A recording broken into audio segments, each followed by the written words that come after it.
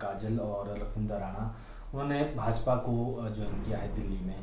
आखिर क्या वजह रही कि पार्टी से उन्हें जाना पड़ा? हालांकि उनका आरोप ये भी है कि परिवारवाद भी एक वजह रही। क्या कहना चाहेंगे? देखिए, जो दो विधायक आज कांग्रेस के भाजपा में गए हैं, पवन काजल जी और लखविंदर राणा जी, ये उनका अपना फैसला है कि पूरा 5 साल का ऑलमोस्ट कार्यकाल होने के बाद आज उन्होंने कांग्रेस पार्टी को छोड़ा। जहां तक सवाल है, जब तक कांग्रेस पार्टी में ये लोग रहे, कांग्रेस पार्टी ने इनके मान सम्मान का पूरा ख्याल रखा। और जहां तक मैं बात करूं, पवन काजल जी को एक बहुत बड़ी जिम्मेवारी कांग्रेस पार्टी ने एज ए वर्किंग प्रेसिडेंट दी थी। ये बहुत बड़ा सम्मान भी था, बहुत बड़ा काम भी था, बहुत बड़ी जिम्मेवारी भी थी। और उसी प्रकार जब सरकार थी 12 से 17 तक, दोनों के क्षेत्रों में कांग्रेस पार्टी की सरकार ने बहुत विकास भी करवाया। तो ये लोग भाजपा से, पुराने भाजपा के लोग थे, ये आज अपने घर वापसी गई है। इसके क्या कारण है? और जाने के वक्त आदमी जरूर कोई ना कोई बात करेगा और वो कोई ना कोई एक्सक्यूज ढूंढता है कि हम क्यों जा रहे हैं। ये इनका अपना निजी फैसला है। लेकिन जहां तक मैं समझता हूं कि कांग्रेस पार्टी में इन दोनों विधायकों के साथ बहुत अच्छा से, पूरी ईमानदारी के साथ इनके काम भी किए, इनको सम्मान भी मिला। लेकिन मुझे लगता है कि पुराना इनका नाता भाजपा से रहा और एक ऐसा मॉडल आज देश के अंदर चल रहा है कि जो भारत सरकार है, आज लोकतंत्र की परिभाषा को इस स्वरूप में देखते हैं कि विपक्षी दलों को विधायकों के साथ खरीदो-फरोख्त करना, तोड़फोड़ करना या सरकारें गिराना, ये एक आज बड़ा कॉमन सी बात हो गई हर राज्यों में। ये भारत सरकार की प्राथमिकता हो गई है कि हमारे विचारधारा की सरकारें जहां नहीं होगी, वहां पर उन सरकारों को कमजोर किया जाएगा और ताकत के जरिए खरीदो फरोख्त की जाएगी, विधायक तोड़े जाएंगे और सरकारें तोड़ी जाएगी। ये अपने आप में लोकतंत्र के लिए एक दुर्भाग्यपूर्ण है कि जहां इस तरह का परिभाषा बदलेगी कि लोग किसी भी विधायक को चुन ले, किसी भी पार्टी के सरकार को चुन ले, लेकिन उसके बावजूद सरकार देश में वही चलेगी जो नरेंद्र मोदी जी चाहेंगे। तो ये अपने आप में बहुत दुर्भाग्यपूर्ण है कि देश का मतदाता क्या करेगा। सरकार की ताकत लोगों की समस्याओं को, बेरोजगारी, महंगाई और देश के अंदर गिरती अर्थव्यवस्था, इस तरफ ज्यादा ध्यान होना चाहिए, बजाय इसके कि विपक्षी दलों की जो सरकारें उनको कमजोर करने में। ऐसा पहले कभी लोकतंत्र में, भारतवर्ष में नहीं हुआ। अब जहां तक सवाल है, आपने जिक्र किया कि दोनों लोग भाजपा में गए हैं। मैं समझता हूं आने वाला बहुत कम समय, 3 महीने के अंदर हिमाचल प्रदेश में विधानसभा का चुनाव है। और एक चीज साफ तौर पे, निश्चित तौर पे दिखती है कि हिमाचल प्रदेश में बदलाव होने वाला है।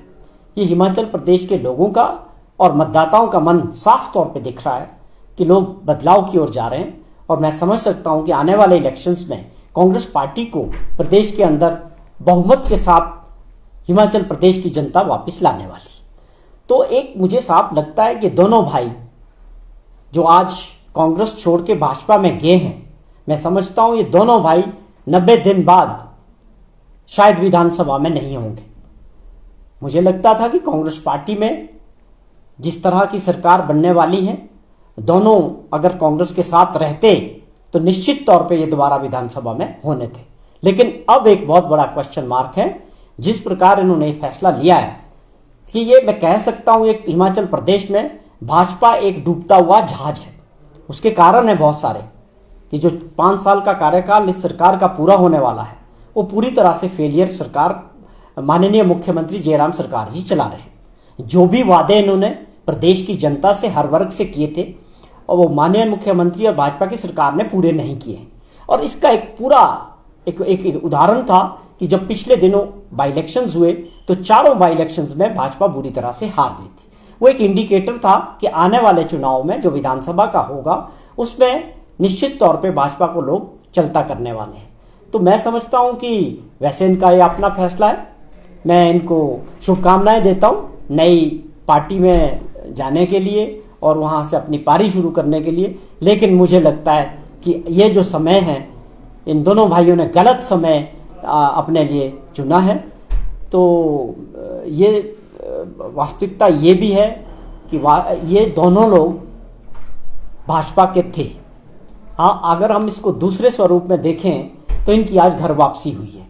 ये पुराने दिनों में पवन काजोल जी भी भाजपा से जीते थे और कांग्रेस में आए थे, और राणा साहब भी, लखविंदर राणा जी भी पहले भाजपा से नाता रहा है।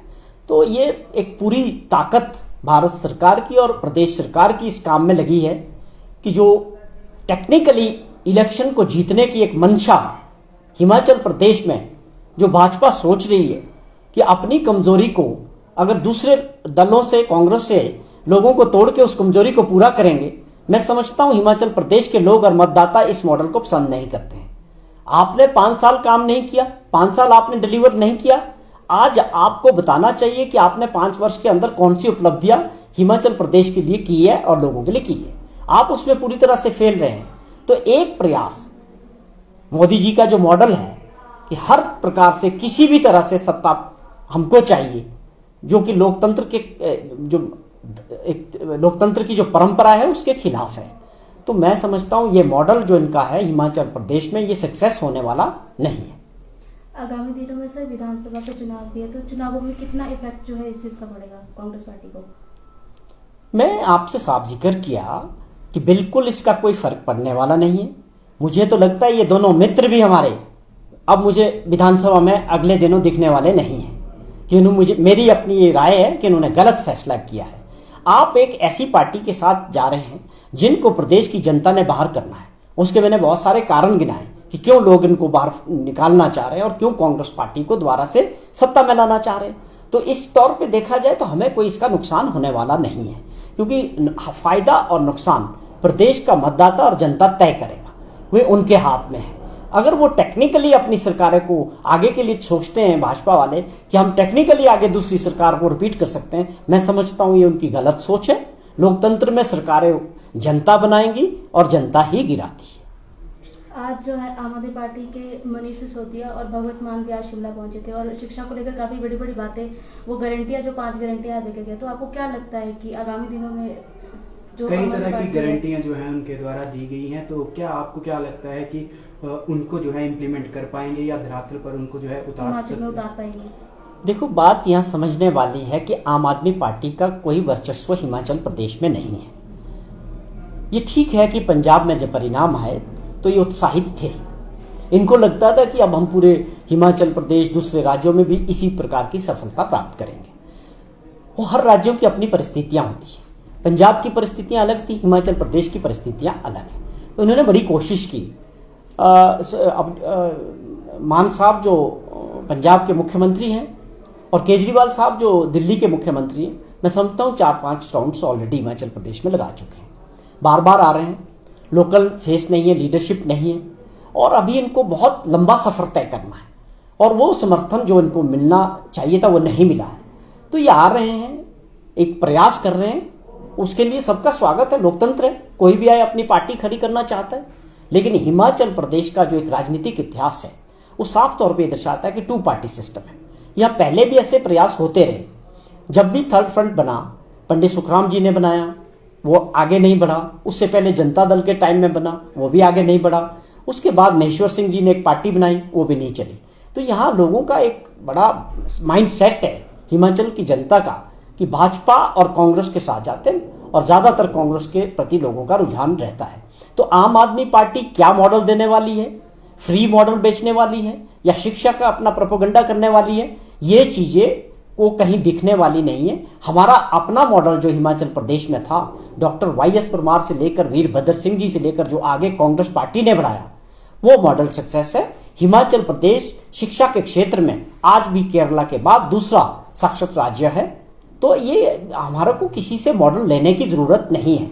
हमारे हर दुर्गम क्षेत्र में स्कूल है, प्राइमरी स्कूल है, हाई स्कूल है, +2 स्कूल्स है, कॉलेजेस है, मेडिकल कॉलेजेस है। हम हर क्षेत्र में एक अपने आप में मॉडल है हिमाचल प्रदेश। एक छोटा पहाड़ी राज्य होने के बावजूद हिमाचल प्रदेश विकास की दृष्टि से बड़े राज्यों के अग्रिम पंक्ति में खड़ा है।